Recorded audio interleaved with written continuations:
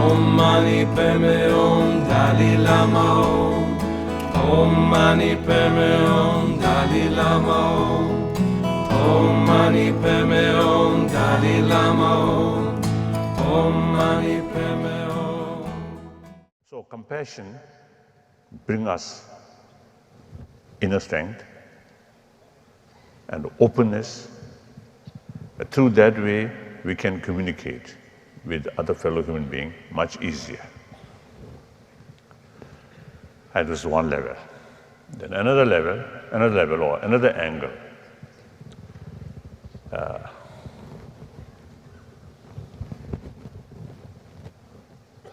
We human beings, we are social animals.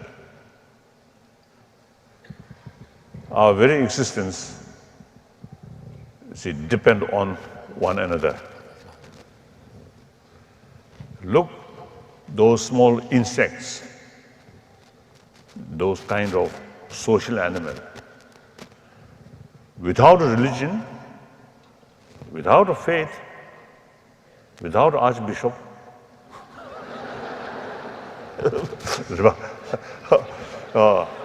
without a constitution, without a law, by nature, they have some kind of feeling of union. They work together. They know without that sort of cooperation, they can't survive. But we human beings, I think, really, because of the smart, the reality, we are social animal, therefore, the single in order to have, the happiness of single person, but it much depends on the society or the community.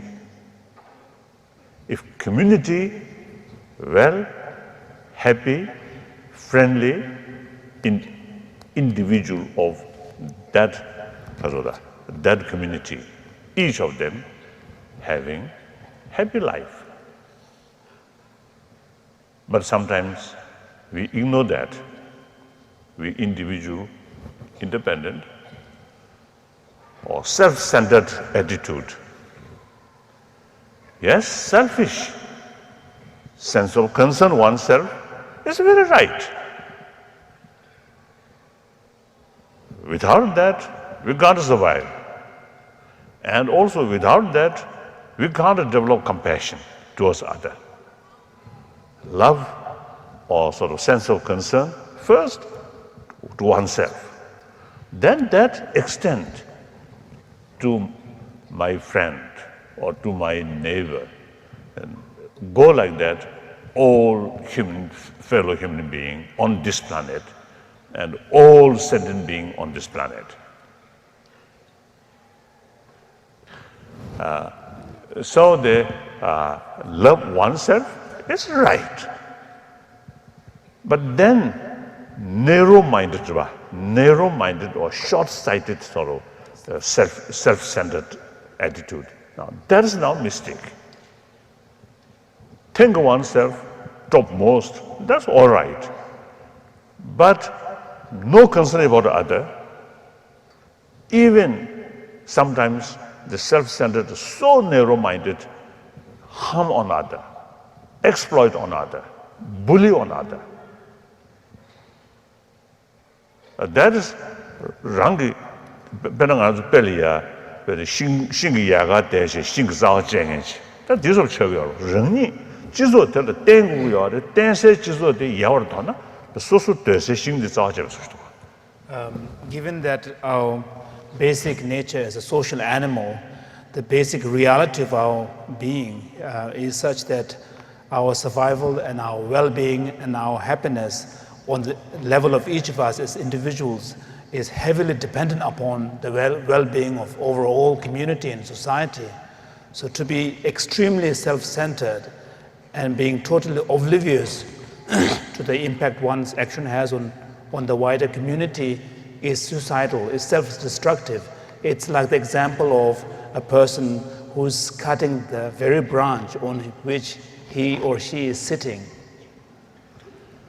So similarly, I think another angle In ancient time, I think native Canadian here or the Vancouver area, they are completely independent. No need to trade with other people. They're completely self-sufficient.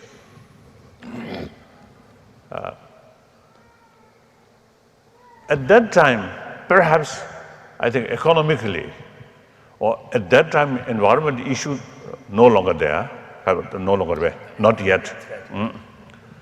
An economy, very simple, and self-sufficiency. So that situation now completely gone, completely changed. Now, not only nation to nation, but also continent to continent, heavily interdependent, interconnected. So according to that reality, now the very concept we and they no longer there. This is my feeling. They also part of me. So therefore, the other's interest or our interest is essentially same. If others or the other part of the world or other part of your community happy, you will get a benefit. So under that circumstances, now the concept of war is out of date. Very clear. Ancient time,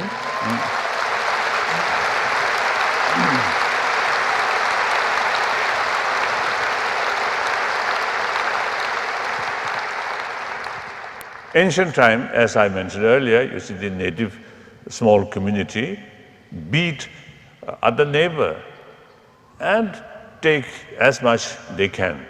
That's victory. Defeat enemy is victory of themselves, right? One side. But now today, as I mentioned earlier, it's heavily interdependent.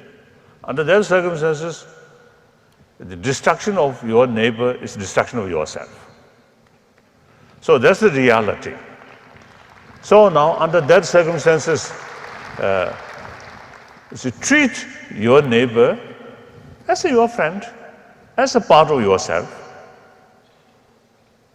And through that way, I think the genuine concept of dialogue, I think come. Respect others' interest, knowing that their interest or their success, also my success, my interest. So knowing that, accordingly, compromise. Right? I think that's a proper way.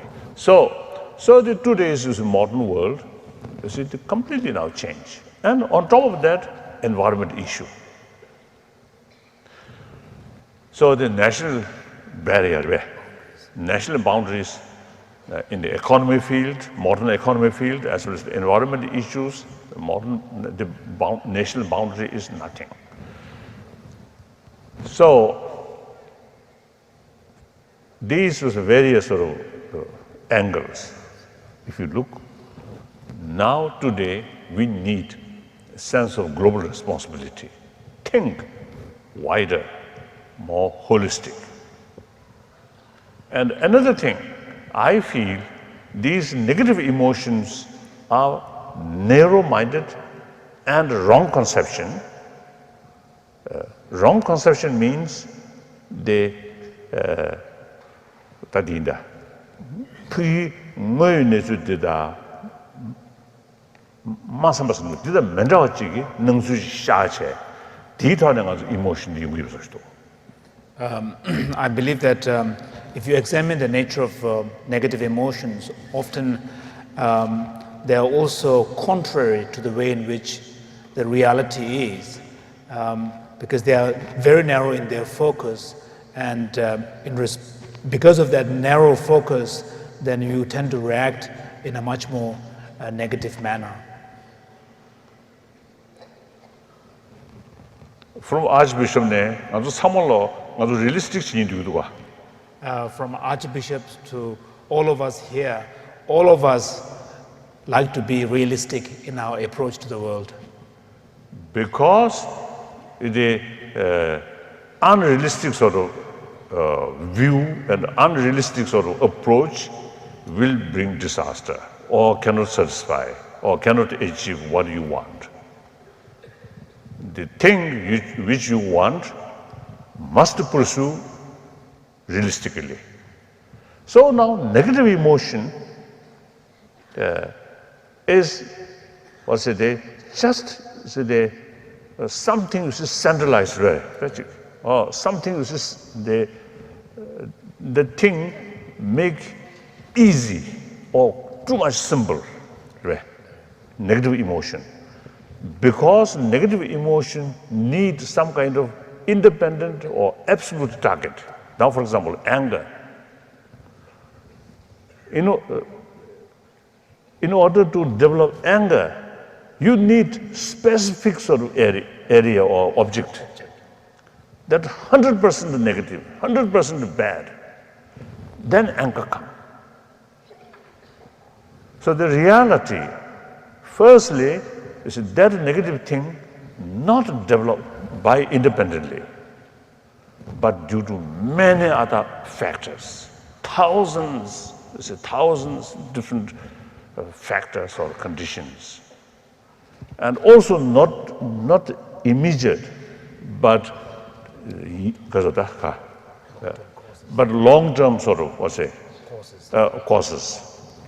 Today's problem, because you see some causes conditions which started many years ago, or many decades ago, or even century ago, few centuries ago. So the reality is so complex. But negative emotion, ignore all other, but pick up just one. So that's unrealistic. With emotion, negative emotion, you cannot see the reality. The positive emotion, I think, seeing more wider perspective. I think simple example, I feel 1 hour ago, I had some discussion. I felt we can pray, happiness of all sentient beings, irrespective of whether we know or not. Or whether irrespective of whether we know each sentient being or not, we can pray. And through that prayer, we can develop some strong emotion also. But I don't think we can develop hatred or anger towards entire sentient being. I don't think. The hatred must find some independent target. So therefore, those positive emotions really helpful to realize, to see the holistic holistic perspective. The negative emotion, opposite. So therefore, they analyze, firstly, what variety of emotions. Then secondly, analyze what is good, what is bad, what is harmful, what is sort of helpful. I think that's important. So in modern education, seems now much pay attention about brain development, education, knowledge. But I think since around 1,000 years, the separate education institution started, then I think moral side or responsibility of moral side entirely live on your side, on church side. Now modern time passes, the influence of church little decline. What do you think? And then the family value also decline. Family structure. Family structure. Family sort of structure also see the value of family structure also is a decline. As a result, children, millions of young children, now remain without sort of taking care about their moral aspect. Right. Education. So I think, not only myself, but many the expert or experienced the person who dealing with the social problems, especially the problem of crime rate among the youth or these things. You see, many people agree, unanimous sort of the opinion that in modern society, the young children often neglected by many children without proper care or human affection. So I think that's very clear. Those families where the sort of what's a compassionate atmosphere there, these children are much stable, much sound, more compassionate. Those children, you see, who grown up without the human affection, then these eventually, they themselves, you see, do not know how to show compassion towards others. So they become cold and something like indifferent about others' welfare, these things.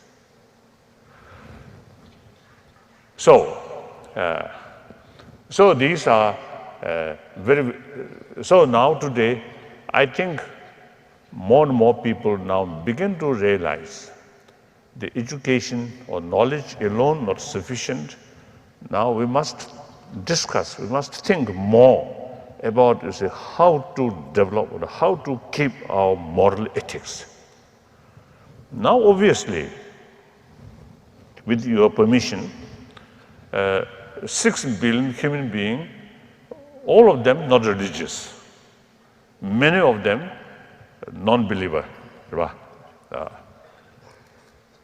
I think those people who attend Sunday church, a short moment they remember God, pray, but outside church, I think they may not much concern about God. So when their daily life, deal with daily life, no longer thinking about God. A few years ago, we have some seminar, reconciliation. Some Jewish teacher, you see, told me, you see, that teacher, one Jewish teacher, in his school, some Palestine children as well as Jew children, he sort of give them some kind of a lesson. When they meet hostile people, they must remember image of God. So result, afterward, children, those Palestine children, when they saw the Israel police or something, when they implement that sort of lesson, they look that hostile or sort of dislike person, remember image of God.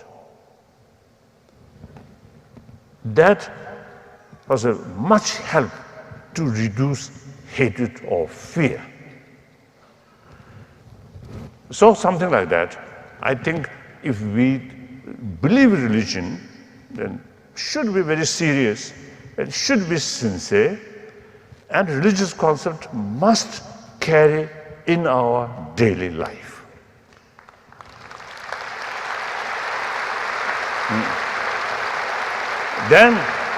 Then of course there are millions of non-believers.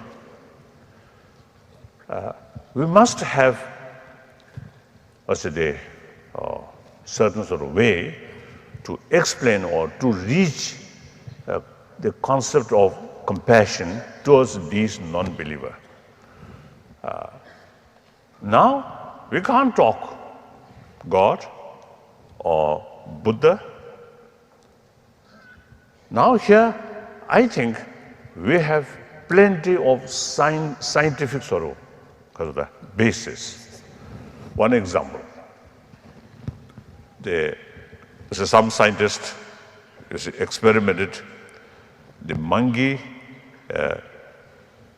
young monkey with their parent, and the young monkey separate from their parent. Then eventually, it became very clear, those young monkey with their mother, more playful, more sort of friendly attitude, very rare fighting. Those young monkey who separated from mother, always agitation, and often fight. Very little sign of peace. So we also same. And then another thing, I think I want to report to you. One occasion, one scientist, on the basis of his data, he mentioned those people who often use word I, me, my. These people, greater danger of heart attack.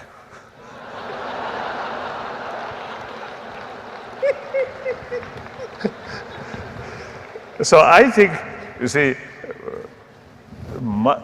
when I heard that, I thought, oh, that must be true. Because, the person who often use I, that, of course, the reflection of their basics of thinking. Me is the center of the world. Only think that. So the mind become more narrow. Under that circumstances, even small problems appears something unbearable. And mind think about entire sentient being or other, mind vast, very open, vast. Then one's own problem appears or comes insignificant. So I think that makes differences. So therefore, then also quite a number of sort of experiment carried by scientists regarding peace of mind and how important the peace of mind is for good health or these things. So therefore, on the basis of this scientific sort of finding and perhaps some combination of our ancient sort of, ethical teachings that we may call secular ethics without attaching religion. Religion is individual business, but these ethical things are very much related with the society. So these are the explanation behind the word sense of global responsibility or universal responsibility. So that's about my talk. Thank you.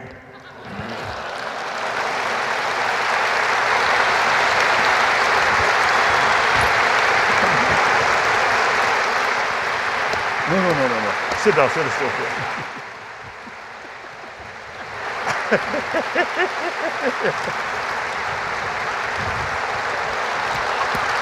Now some questions.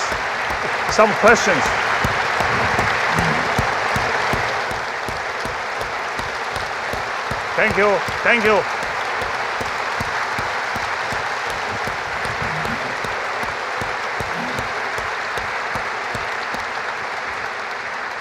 Please.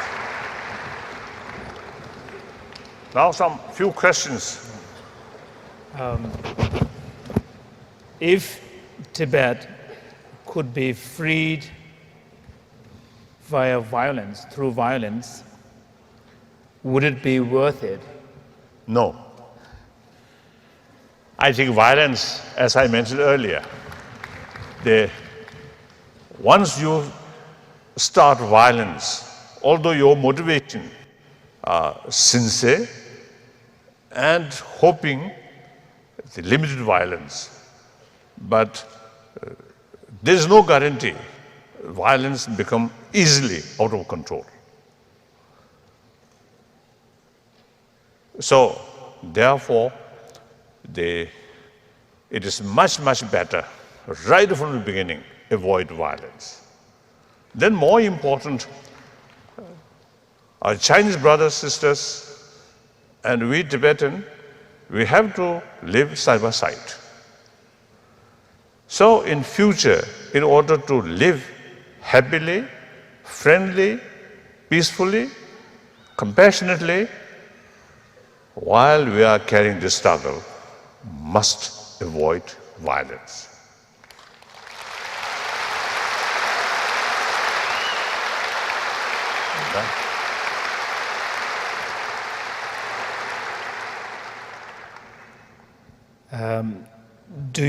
There are some questions on this page. Do you feel you know more than others? No, absolutely not. I think Tagi Adati coming from the Naga steps cricket singing, cricket, hockey, and Nazo, Kasurda, Muram, professionals. His Holiness was talking about the conversation that he had just before came onto the stage with the Archbishop, and we were talking about this Coliseum being a hockey arena as well, and then the conversation centered on how much money the hockey players make, and when the figure of millions were thrown out, and Archbishop made the comment that Archbishop and His Holiness were in the wrong profession.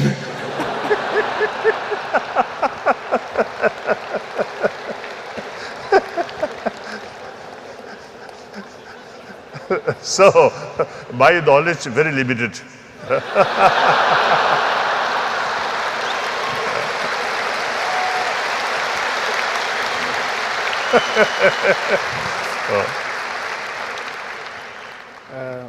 Do you feel sad sometimes? Oh, yes. Of course, see, as I mentioned before, through training, through analytical meditation, I call analytical meditation, that means analyze everything, every event, analyze. And also, I usually do one sort of sad sort of situation happen. I always try to look from different angle. That's helpful because now, for example, we lost our own country. Now, last 45 years as a refugee, and worse, the news from Tibet often is very sad. But if you look only that aspect, your worry, your sadness remain or increase. But the same event, look from another angle. Now, last 45 years, I have much new opportunity, seeing different people, different tradition, including Archbishop Tutu. This is a new opportunity. As a result of meeting different people, I think some businessmen, some politicians, some religious leaders, some aid patient, some backer, some scientist. From each, you can learn new things. Very helpful. So looking that way, from that angle, yes, although I lost my own country or my own freedom, but a new sort of meaningful life. If I still remain in Lhasa, in Podala, maybe I remain more orthodox way, or much conservative way, much conservative like that. So no use. So like that. So you see, every event, there are many different aspects. So then from the Buddhist viewpoint, everything are relative. So relative means that So from the Buddhist point of view, every event and everything is relative. So one can only speak about a relative degree of misfortune as opposed to some other relative phenomenon. So if now, for example, if headache happen, then think even worst case. Then you feel now compare that, the headache, okay. Or heart attack, compare heart attack, little headache, okay. Yeah. Something like that. You see, they much depend on one's own outlook, way. Attitude. So that, I think, real help. So when some heartbreaking news come, then look from different angle and different aspect. Then the sadness come, go, like that. Yes, next question. How do you think terrorism should be dealt with differently? Perhaps you have more experience regarding reconciliation, isn't it? So I think that question now put on you.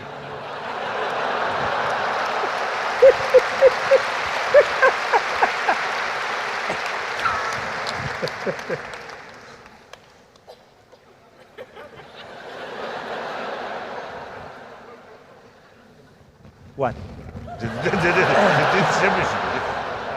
question was... I thought I came here only to introduce you. But since you see the same Nobel laureate, and in fact elder and more experience, so I thought worthwhile. The question was, how do you think terrorism should be dealt with differently? Yes. And His Holiness was deferring this to you, particularly of your long experience in the truth and reconciliation process. I think basically that you want to look at the root causes. That's right. That's right. Absolutely. Absolutely. Absolutely.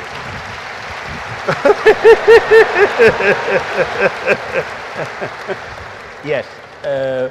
I think, that all of us would agree that terrorism is something that has to be condemned unequivocally. But it is terrorism from all kinds of sides. But if you have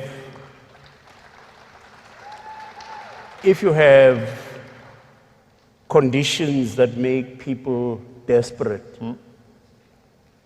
if you have poverty, disease, ignorance, then there's no way in which we are going to win the war against terrorism until we deal with the conditions that make people so desperate that they act as terrorists.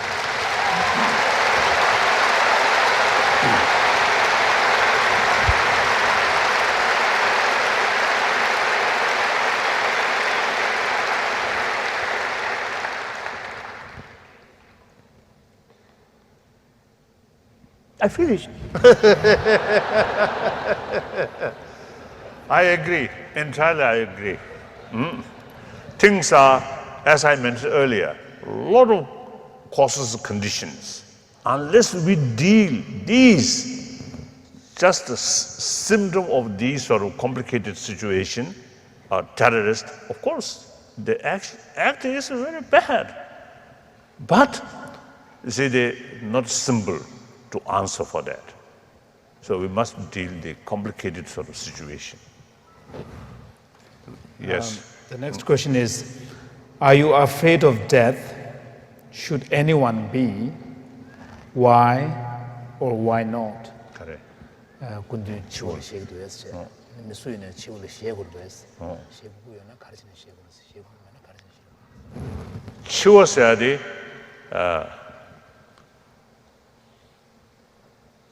가서다. 간단 루슨 땐데 더 쳐야 돼야지. 나도 낭바지 시합이 있는다. From the Buddhist point of view,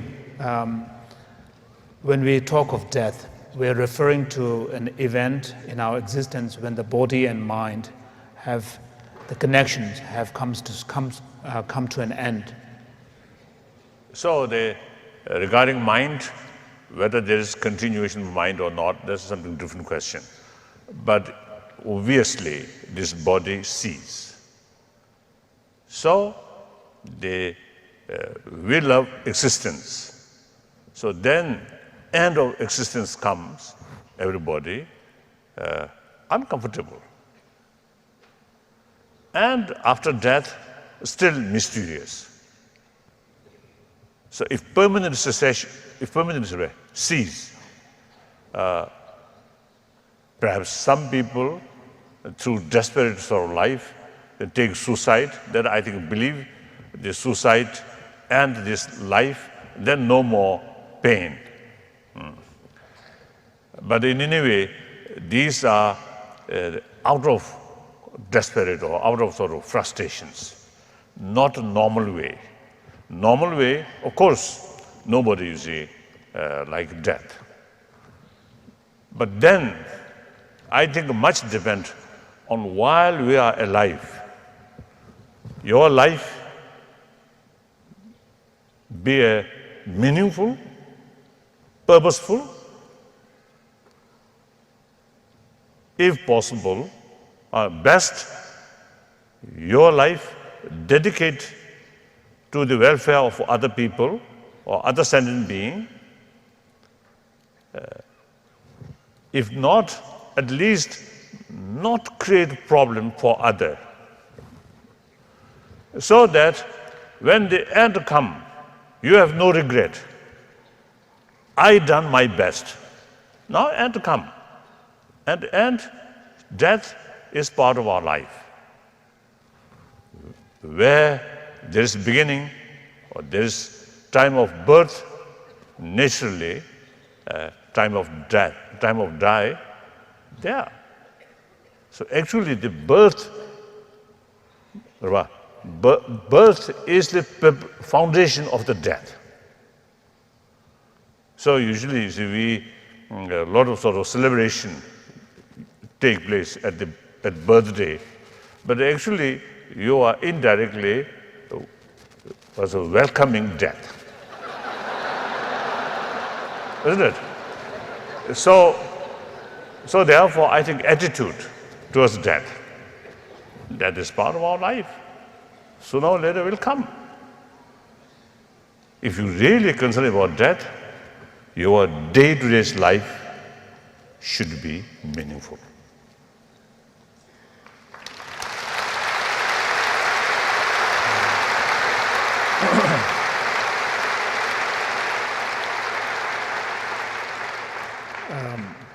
Last two questions. Yes. Okay. How can we break the habit of worry?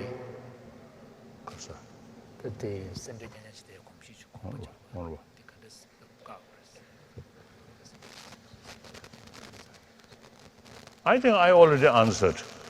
I think you should look the life from various sort of angle and looks comparison with others. Anyway, I think the people, human being of this century, I think much lucky.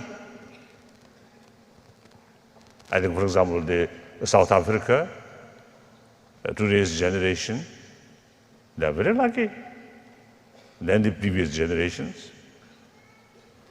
So similarly, I think everywhere. So although life bound to face problems,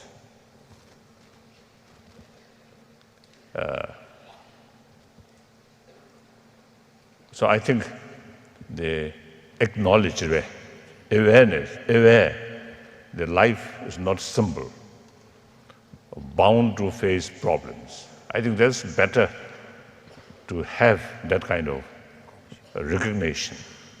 Then actual problems happen. Then you may not so much upset. If your expectation too much, I think especially the youth, when you are a schoolboy or schoolgirl, many people taking care, and your only worry is examination or study. And then grown up, eventually finishing all these, study these things, then real life start. Then everything now come on your own shoulder. Then you really now testing the reality. Then you come to the reality. So then sometimes I think too much impatience, then you face more problems. But knowing life not easy. But meantime, without losing self-confidence, I can face this problem. So many challenge. The more challenge, the better sort of opportunity to show my ability, to utilize my ability, my knowledge, my education, things like that. I think that's the way. There is no way to eliminate all problems, all sorts of problems always there. But I think